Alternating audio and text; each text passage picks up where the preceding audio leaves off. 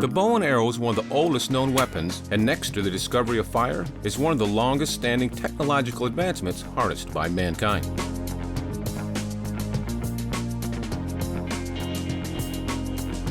The earliest known evidence of the bow and arrow dates back to around 40,000 years ago, found in Western Europe. And recent archaeological discoveries now show that it was used throughout the world on just about every continent. The bow and arrow was used in an array of events, from mainly hunting and war to sporting events and archery competitions. Here we are, 40,000 years later, and the traditional bow is alive and well. It's still manufactured and used by many as a traditional way to hunt game. On today's show, we're taking you back to Bear Archery in Gainesville, Florida, to show you how traditional bows are manufactured and used in modern times.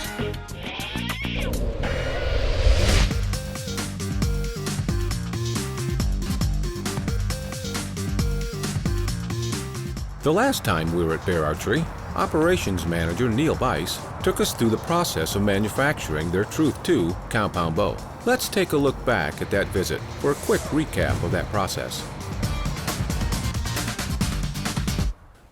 Hey, how you doing today? Good, really Great. good.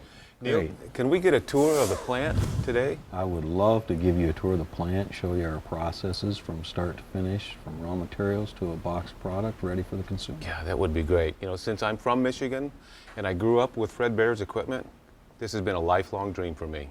Well, So I can't wait to get started. Well, let's get started. All right, let's go.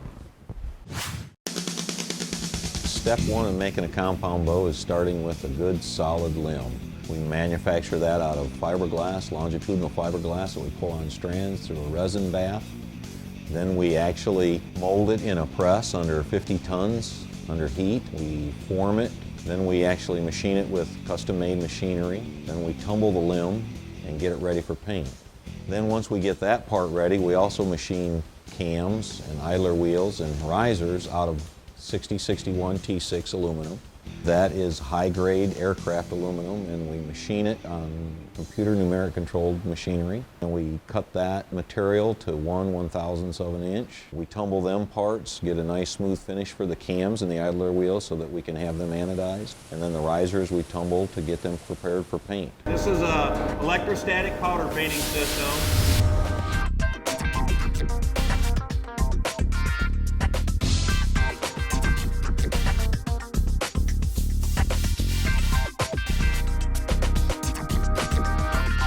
We do a water transfer. We use APG, all-purpose Realtree film on our products. Then when we dip them through the water, the camouflage is transferred to the part.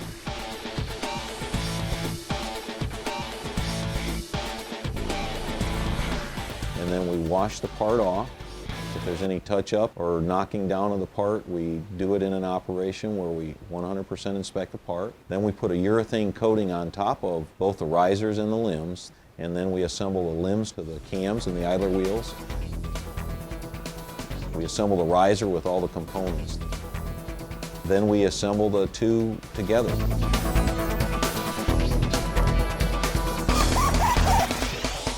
He'll check the bow over. He'll make sure that there's no imperfections in the bow.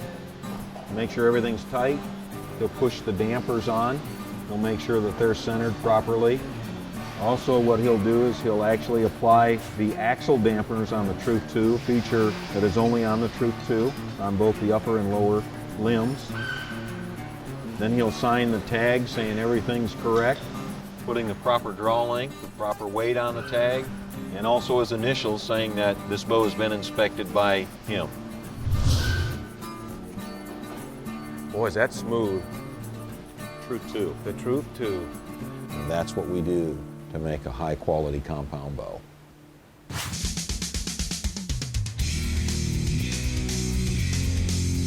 Stay tuned.